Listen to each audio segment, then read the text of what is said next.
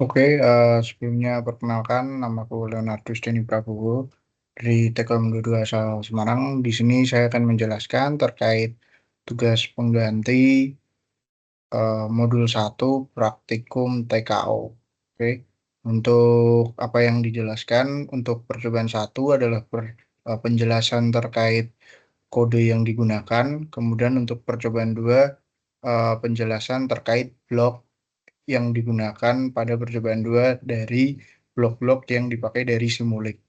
Mungkin untuk yang pertama, saya akan mencoba untuk share screen terhadap modulnya terlebih dahulu.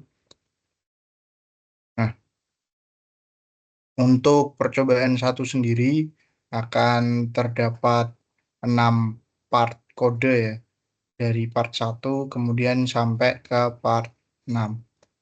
Untuk part 1 sendiri, kodenya dapat dilihat seperti pada modul, di mana untuk part 1 sendiri merupakan sebuah kode yang mendefinisikan tentang nilai duty cycle yang akan digunakan untuk mengontrol PWM atau pulse width modulation.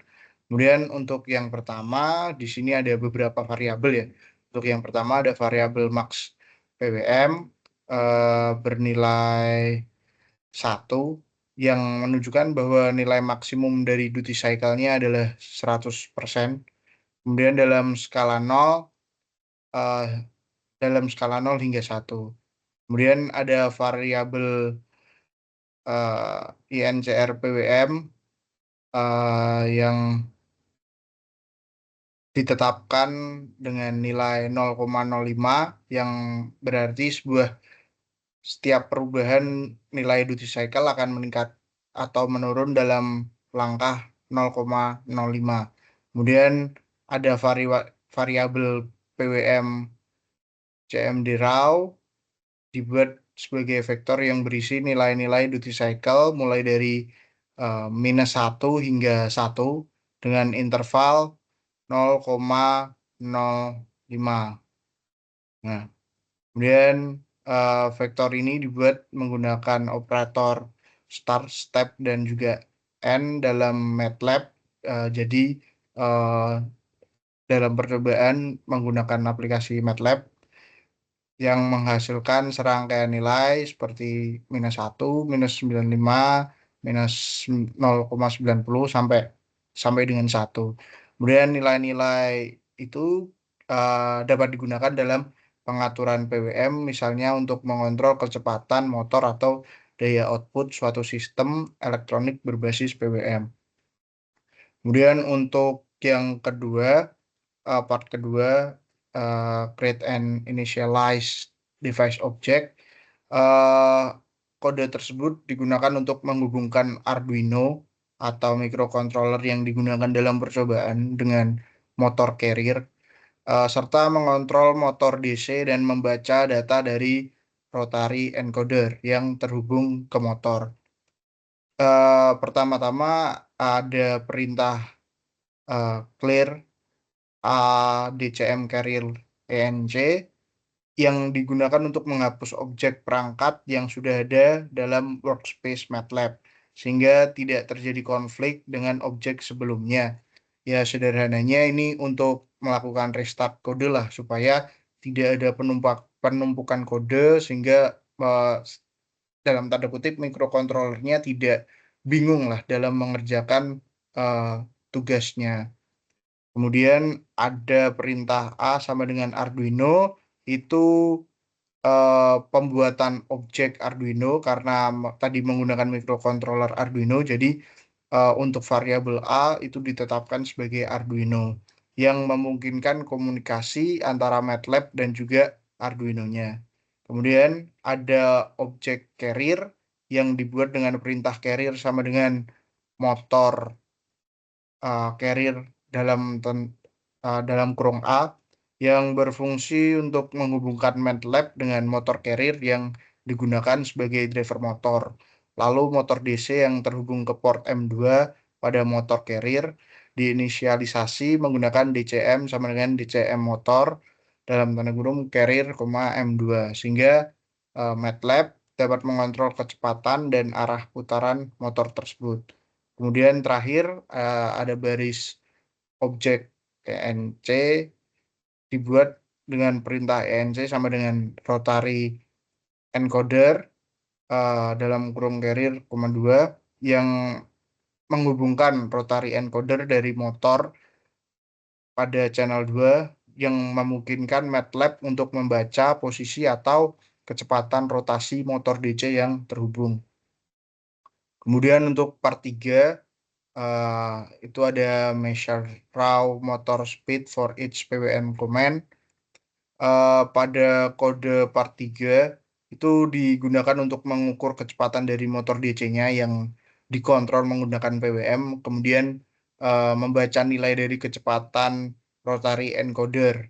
Nah, pertama ada baris speed raw yang dibuat menggunakan zeros size PWM CMD raw untuk menyimpan hasil pengukuran kecepatan motor yang dapat memiliki ukuran yang sama dengan vektor PWM CMD raw. Kemudian nilai awal kecepatan motor atau DC motor speed DCM atau DC motor speednya sama dengan 0 sebelum motor dijalankan, karena kan tidak ada pergerakan, jadi untuk kecepatannya itu 0. Kemudian untuk variabel G ratio di setel ke 100 sesuai dengan spesifikasi motor yang memiliki rasio gigi 100:1, yang artinya kecepatan poros keluaran akan lebih rendah dibandingkan kecepatan motor utama. Selanjutnya, motor diaktifkan dengan perintah start DCM atau start DC motor yang akan menghidupkan motornya. Kemudian akan dalam perulangan for, setiap nilai dalam PWM CMD raw diterapkan ke motor melalui DCM speed PWM CMD raw yang akan mengatur kecepatan motor sesuai dengan duty cycle yang telah ditentukan sebelumnya. Nah, kemudian ada perintah pause 1 yang digunakan untuk memberi jeda 1 detik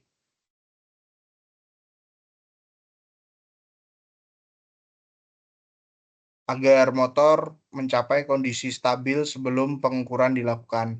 Nah, setelah itu kecepatan motor bisa dibaca menggunakan rotary encoder melalui read speed, kemudian dibagi dengan G ratio agar mendapat kecepatan aktual poros keluaran dalam rotasi per menit atau RPM dan disimpan dalam raw speed,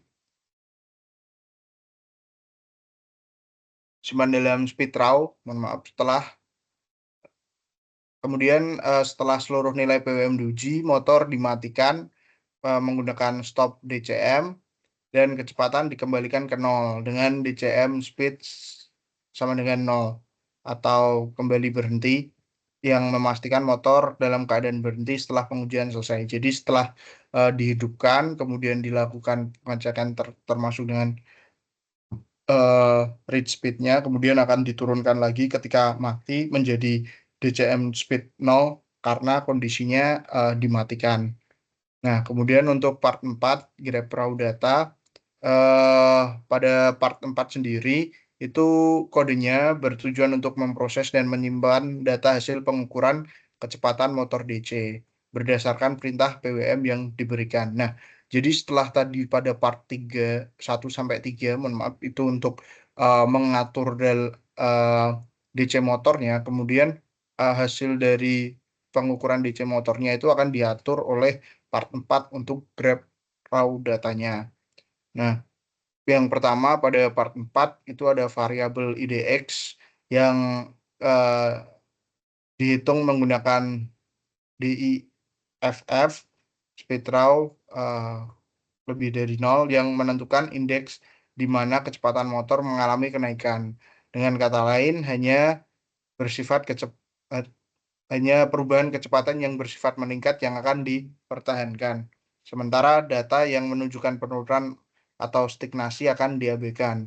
Nah, ketika suatu DC motor itu mulai, itu kan berarti tadi awal kecepatannya adalah 0, kemudian akan naik kan, sesuai dengan kecepatan DC motornya akan naik. Nah, itulah yang akan diamati oleh kode di part 4. Sedangkan ketika tadi sampai puncaknya kemudian dimatikan, itu kan otomatis kecepatan dari rotor atau DC motornya itu akan menurun. Nah, tetapi untuk kecepatan DC motor yang ketika dimatikan hingga mencapai titik speed 0 setelah dimatikan, itu tidak akan dibaca atau diabaikan oleh kode di part 4.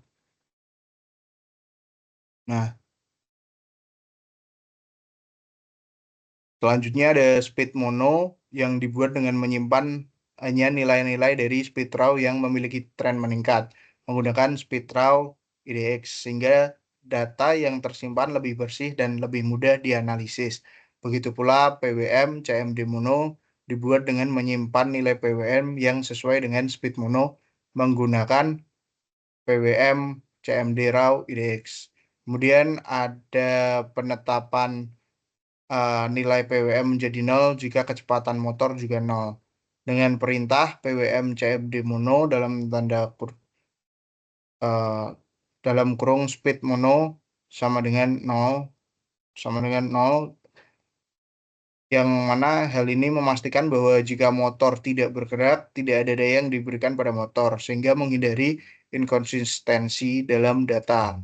Terakhir, perintah save file name pwm cmd mono speed mono digunakan untuk menyimpan eh, data hasil pemrosesan ke dalam file MATLAB dengan nama yang sama seperti nama script yang sedang dijalankan. Kemudian data yang tersimpan akan digunakan untuk analisis lebih lanjut atau pembuatan grafik hubungan antara PWM dan juga kecepatan motor. Kemudian untuk di part 5, grab raw and post process data, kode-kode pada part 5 itu digunakan untuk membuat grafik atau menampilkan hubungan antara perintah PWM dan kecepatan motor atau RPM. Yang pertama ada perintah plot PWM CMD raw speed raw digunakan untuk membuat plot data mentah kecepatan motor terhadap nilai PWM yang diberikan. Dengan PWM CMD raw sebagai sumbu X dan speed raw sebagai sumbu Y. Lalu ada perintah hold on digunakan agar grafik berikutnya dapat digambar tanpa menghapus plot sebelumnya. Kemudian ada plot PWM CMD mono, speed mono dipakai untuk menampilkan data yang telah difilter sehingga hanya nilai yang bersifat meningkat atau monotonik yang ditampilkan, menghilangkan bagian di mana kecepatan mengalami ketidakteraturan.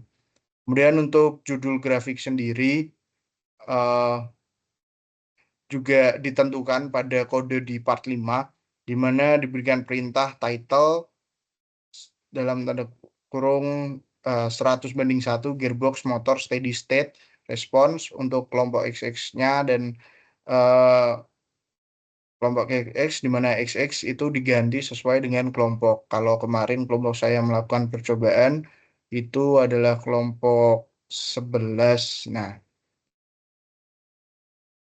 kemudian label sumbu X diberikan menggunakan X label PWM command yang menunjukkan bahwa nilai pada sumbu horizontal adalah perintah PWM, sedangkan Y label measure speed RPM digunakan untuk menandai sumbu vertikal sebagai kecepatan motor dalam satuan rotasi per menit. Terakhir ada legend raw data monotonic data itu untuk menambahkan legenda pada grafiknya untuk membedakan antara data mentah dan data hasil pemrosesan sehingga lebih mudah dipahami. Nah, untuk part 6 ada delete device object itu ada perintah clear ADCM carrier ENC yang dalam MATLAB dipakai untuk penghapusan variabel A, DCM, carrier dan ENC dari workspace. Ini bertujuan untuk membebaskan memori dan juga memastikan bahwa objek-objek terkait Arduino, motor DC, motor carrier, dan rotary encoder tidak lagi tersedia dalam sesi MATLAB yang sedang berjalan. Nah, mungkin itu untuk penjelasan pada kode di percobaan 1. Kemudian saya akan menjelaskan terkait blok-blok yang digunakan dalam percobaan 2. Nah, pada percobaan 2 sendiri itu menggunakan salah satu fitur yang ada di MATLAB, yaitu Simulink, di mana bisa membuat suatu visualisasi rangkaian berdasarkan blok-blok yang disediakan pada Simulink tersebut. Nah, untuk blok-bloknya sendiri yang digunakan itu ada beberapa. Nah, untuk mungkin aku akan lebih menjelaskan terkait blok yang digunakan dalam percobaannya, karena sebenarnya untuk Simulink sendiri memiliki banyak sekali blok yang tentunya masing-masing bloknya punya fungsinya masing-masing. Tetapi untuk percobaan 2 hanya digunakan beberapa blok saja yang sesuai dengan topik yang dibahas dalam modul.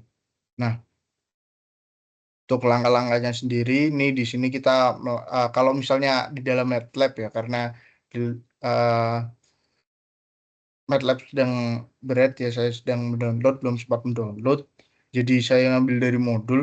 Untuk di modul sendiri itu ada langkah-langkahnya untuk membuka Simulink itu dari MATLAB-nya. Kemudian kita yang pertama itu yang dipakai adalah eh, blok sine wave. Nah, untuk penjelasannya nanti akan saya jelaskan. Mungkin saya akan sebutkan terlebih dahulu untuk blok-bloknya. Jadi untuk blok yang pertama ada sine wave yang ada gambar sinyalnya ini. Kemudian untuk yang kedua ada blok 1D lookup table. Kemudian ada blok gain. Kemudian ada blok sync scope. Kemudian ya mungkin 4 itu saja. Jadi ada sync scope, gain, 1D lookup table, dan juga sine wave. Nah, kemudian dari keempat blok tersebut disusun seperti pada rangkaian yang ada di modul seperti ini. Nah, nah, seperti ini. Di sini ada sine wave, ini ada sa 1D lookup table, kemudian ada gain dan juga sync scope. Nah, untuk terkait penjelasan dari setiap bloknya, untuk sine wave sendiri itu digunakan untuk menghasilkan sinyal berbentuk gelombang sinus bergelombang sinus yang sering digunakan dalam pemodelan sistem kontrol, pengujian respon frekuensi, dan analisis osilasi. Parameter utama dari blok ini mencakup amplitudo, frekuensi, fase, dan juga sample time, yang memungkinkan pengguna untuk menyesuaikan karakteristik gelombang sesuai kebutuhan simulasi. Kemudian untuk 1D lookup table block itu berfungsi sebagai pemetaan nilai input ke output berdasar tabel data satu dimensi yang uh, telah ditentukan. Kemudian blok ini sering digunakan untuk aproksimasi fungsi nonlinear, pemrosesan data eksperimental, atau juga pengolahan sinyal berbasis tabel yang saat input, blok ini melakukan interpolasi untuk menghasilkan output berdasarkan data yang telah dimasukkan sebelumnya. Contohnya, ada aplikasi kalibrasi sensor, model karakteristik motor, atau sistem kontrol otomatis. Nah, kemudian untuk blok gain sendiri itu digunakan untuk melakukan perkalian skalar terhadap sinyal input, yang mana blok ini berguna dalam sistem kontrol untuk penyesuaian penguatan sinyal serta pengaturan amplitudo sinyal kontrol atau modifikasi sistem eh, modifikasi respon sistem. Untuk nilai gain yang digunakan bisa berupa konstanta atau variabel yang bergantung pada parameter sistem.